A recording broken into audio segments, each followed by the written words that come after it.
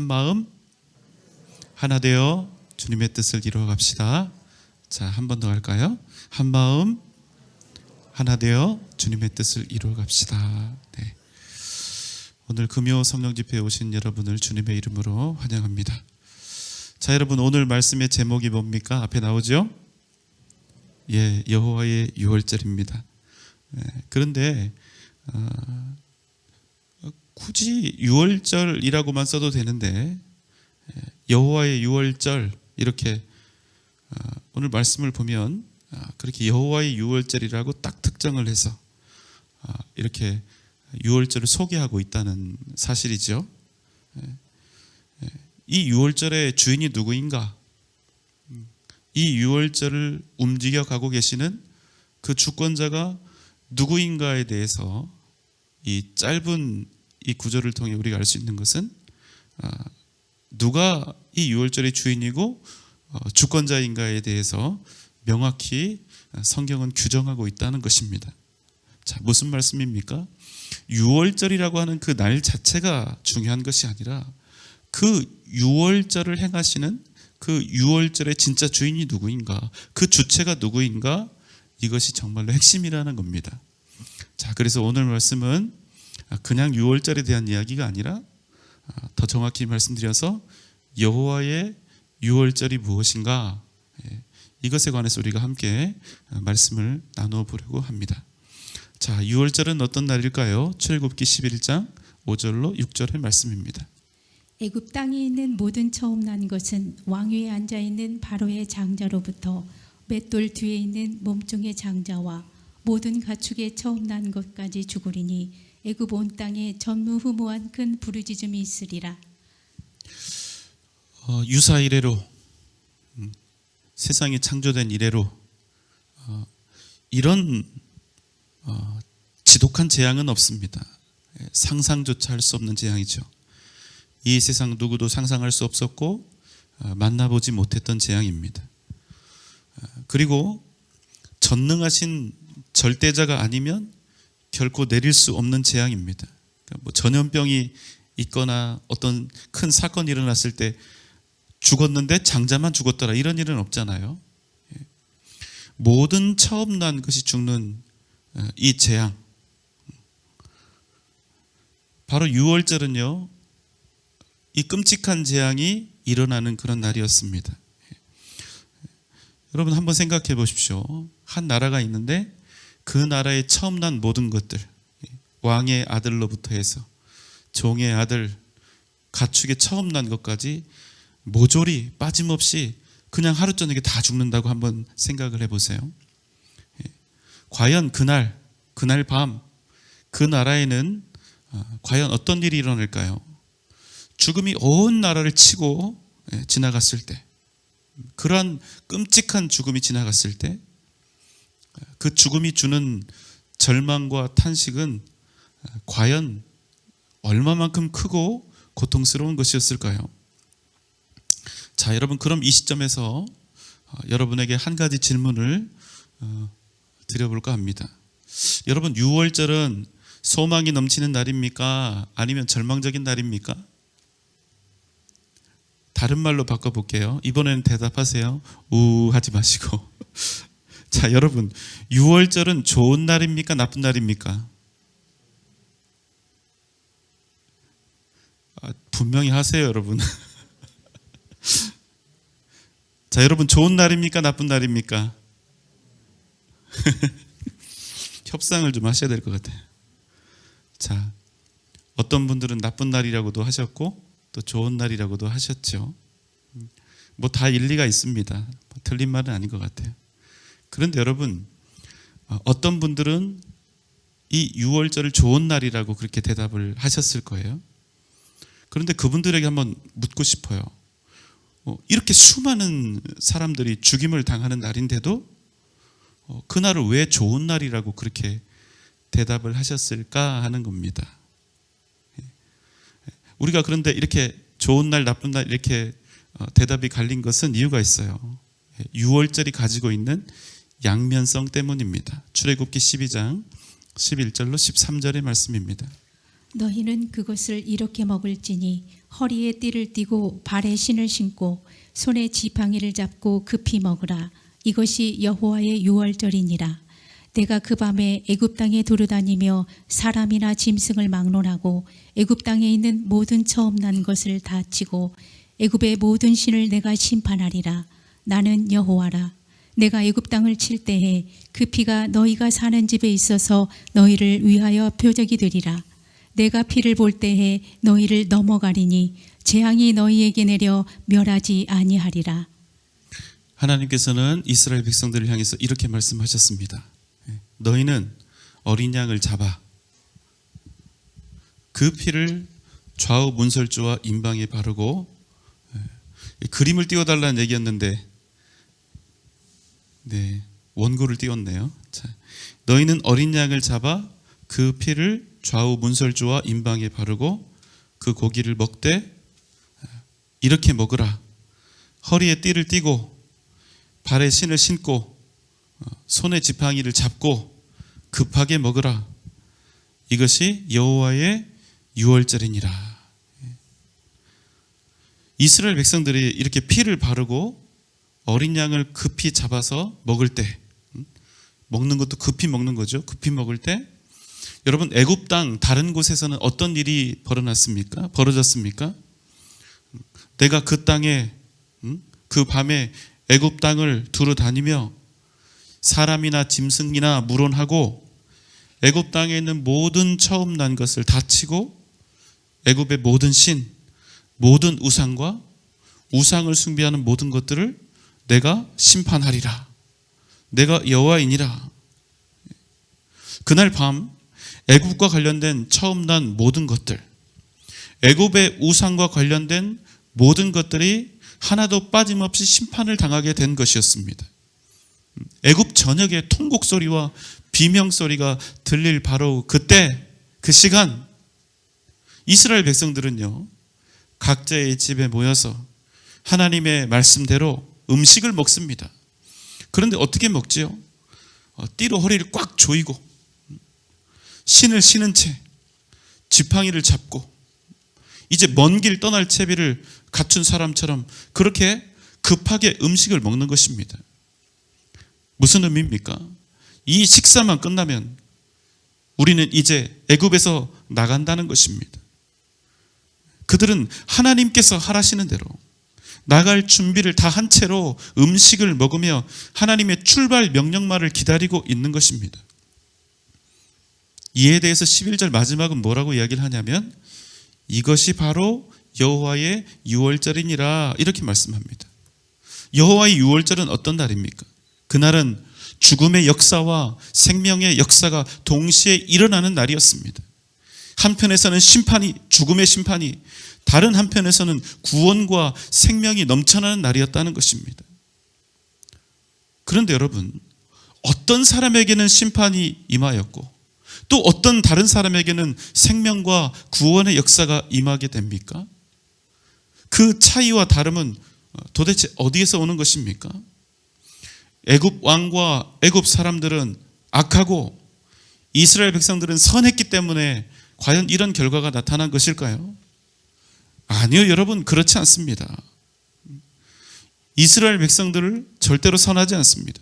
이미 그들은 모세와 아론을 버렸습니다. 왜 버렸죠? 언제 버렸습니까?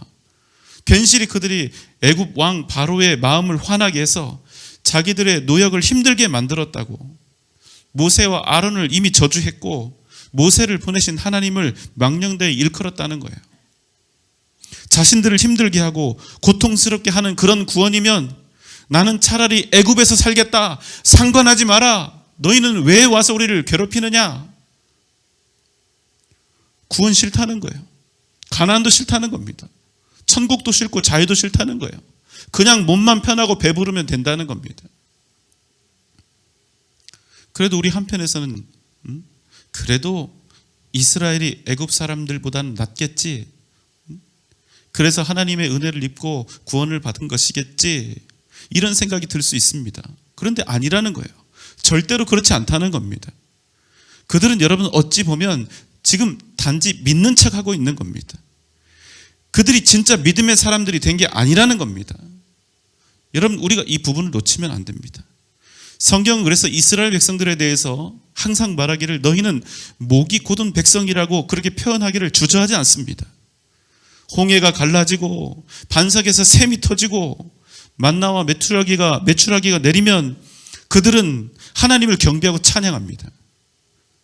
그렇지만 언제라도 수틀리면 모세를 죽이겠다고 돌을 드는 사람들이 바로 이스라엘이라는 거예요. 조금이라도 배고프고 목마르면, 조금이라도 자기들 성미에 구미에 맞지 않으면 모세와 하나님을 배반하고 우리는 애굽으로 다시 기어 들어가겠노라고 그렇게 하는 사람들이 바로 이스라엘 백성들이라는 거예요.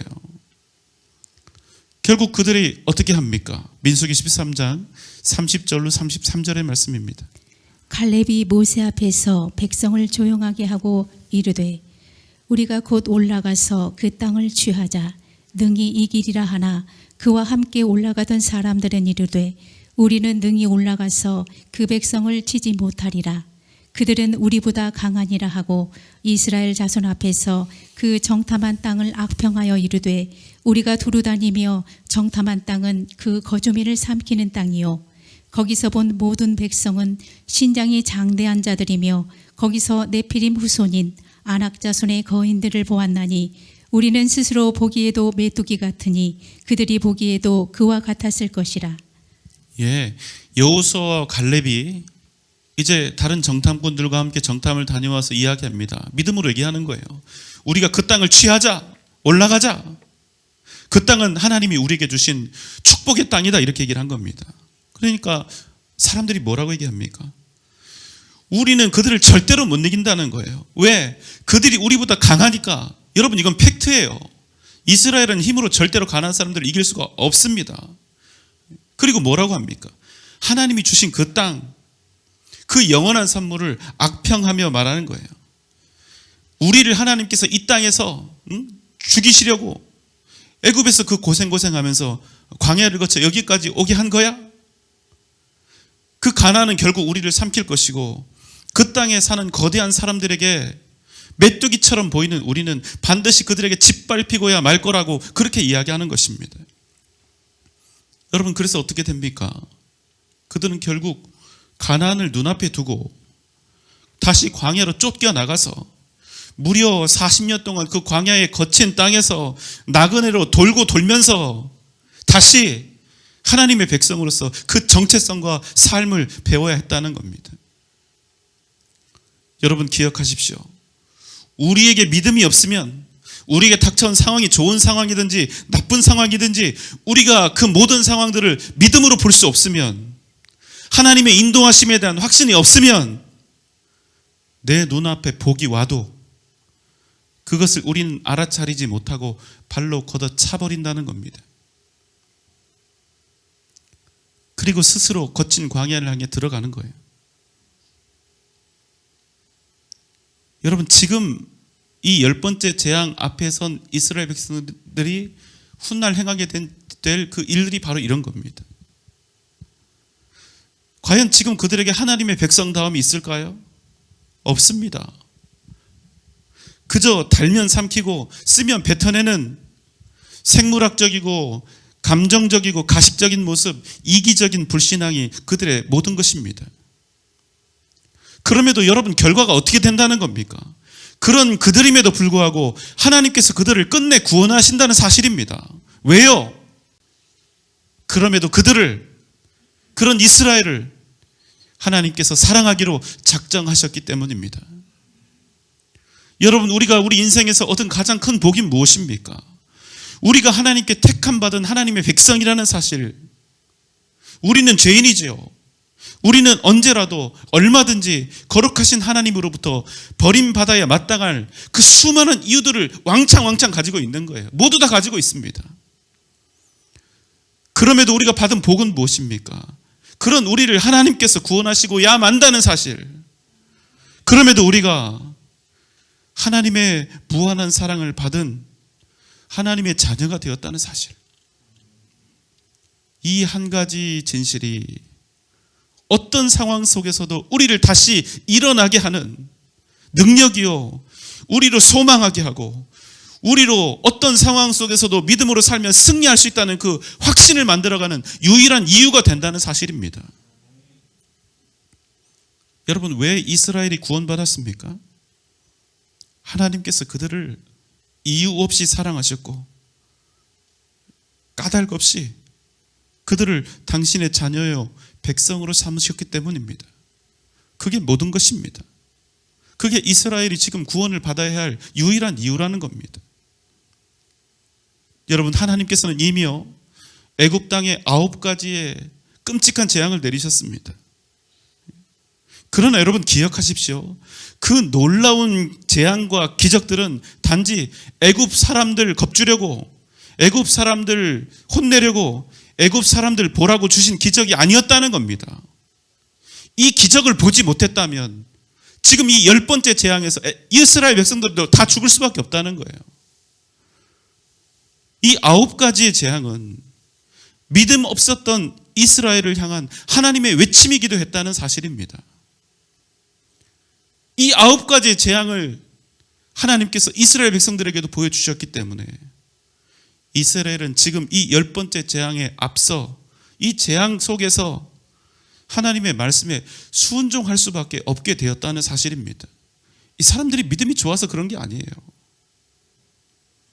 여러분, 유월적 의식을 우리가 아까 본문을 통해서 살펴봤는데 이 의식 자체를 보면요 그냥 무식함과 이해할 수 없는 일투성입니다. 굳이 거친 무교병 빵을 구워 먹고요, 맛도 없잖아요. 굳이 그 밤에 모여서 먼 길 떠날 사람처럼 허리를 꽉 동여매고 실내에서는 신을 신지 않는데 신을 신고 지팡이를 잡고 급히 음식을 먹는다는 겁니다. 무엇보다 진짜 바보 같은 짓이 뭡니까? 멀쩡히 잘 기르고 있는 그 양을 잡아다가 사람이 잘 살고 있는 그 집 문설주와 인방에다가 피범벅으로 페인트 칠을 한다는 겁니다. 그게 뭐 하는 짓입니까? 여러분, 이런 어리석고 무지한 일 여러분 하라고 하면 하시겠어요? 여러분 아파트, 여러분 대문 앞에 막 이 피범벅 이 페인트 칠 할 수 있습니까? 이런 몰상식한 일이 어디 있습니까? 그런데 이 일을 지금 별로 믿음도 없는 이스라엘 백성들이 하고 있다는 거예요. 어떻게 해요? 하나님께서 그들에게 보여주신 9가지 재앙 때문에 그들이 믿고 있는 거예요. 그래서 순종하고 있는 겁니다. 하나님이 하신 거예요. 그 바보 천치 같은 그 말도 안 되는 그 말씀의 순종을 이스라엘로 하게 하셨고, 그 무식하고도 어리석은 행동이 그들을 살리는 생명과 구원의 표가 되었다는 사실입니다. 여러분 믿습니까? 그런데 여러분 놀라운 것은 우리가 믿는 십자가가 바로 그렇다는 거예요. 고린도전서 1장 23절 24절 말씀입니다. 우리는 십자가에 못 박힌 그리스도를 전하니 유대인에게는 꺼리끼는 것이요 이방인에게는 미련한 것이로되 오직 부르심을 받은 자들에게는 유대인이나 헬라인이나 그리스도는 하나님의 능력이요 하나님의 지혜니라. 여러분, 우리는 십자가를 굉장히 영광되게 생각합니다만 십자가는 절대로 영광된 도구가 아닙니다. 가장 극악한 범죄자를 죽이는 데 사용했던 사형 도구입니다. 그런데 바로 그 십자가에 달려 죽은 예수를 믿으면 산다는 겁니다. 이게 복음이에요. 이게 복음의 모든 것입니다. 십자가에 달리신 예수, 그 예수를 믿으면 구원을 얻는다. 여러분, 이 말을 들은 일반 사람들, 보통 사람들의 이성적인 합리적인 반응은 무엇입니까? 어떤 반응을 보이는 게 정상이겠어요? 우리는 십자가에 못 박혀 죽은 예수 그리스도를 전하니 그것이 어떤 사람에게는 거리끼는 것이요 미련한 것일 수밖에 없다는 것입니다. 그렇지만 어떻습니까? 그러나 오직 부르심을 받은 하나님의 백성들에게는 그리스도의 그 십자가는 하나님의 능력이고 지혜라는 사실입니다. 하나님께서는 예수 그리스도께서 달려 죽으신 그 어리석고 미련한 그 십자가의 죽음을 통하여 생명과 구원의 역사를 이루셨다는 것입니다. 여러분, 왜 오늘 본문의 말씀은 그냥 유월절이 아니라 여호와의 유월절이라 합니까? 그 유월절은 우리의 것이 아니라 주님의 것이기 때문입니다. 이스라엘 백성들이 주인공이 되어서 만들어가는 유월절이 아니라 오직 살아계신 하나님께서 이루어 가시는 유월절이요, 이스라엘이 이루어가는, 스스로 이루어가는 구원이 아니라 오직 살아계신 하나님께서 행하신 구원의 역사였기 때문입니다. 사랑하는 여러분, 오직 살아계신 하나님을 의지하는 복된 삶을 살아가시기 바랍니다. 그저 내 인생이니까 내가 살아가는 내 인생이 아니라, 그저 내 것이니까 내가 소유하고 내가 만들어가는 내 인생이 아니라 여러분의 인생이, 여러분을 통하여 이루어 가시는 하나님의 역사, 하나님의 인생이 되도록 하시기 바랍니다. 그럼 하나님께서 여러분을 통하여 놀라운 구원의 역사, 생명의 역사를 반드시 이루어 가실 줄 믿습니다. 오직 이 믿음으로 승리하는 복된 여러분 되시기를 주님의 이름으로 축원합니다. 함께 기도합시다. 주님, 그저 내가 살아가는 내 인생, 내가 주인 되고 내가 내 뜻대로 마음대로 살아가는 그런 인생이 아니라 우리를 통해서 역사하시는 그 하나님의 그 삶을, 복된 삶을 살아가는 우리가 되게 하여 주시옵소서. 오직 주님만을 의지하며 믿음으로 살아가기를 원합니다. 내 삶을 이끄시고 우리는 그 뜻에 순복하며 믿음으로 승리하는 복된 삶을 살게 하여 주시옵소서. 이 시간 다 함께 주님 부르며 기도합니다. 주여.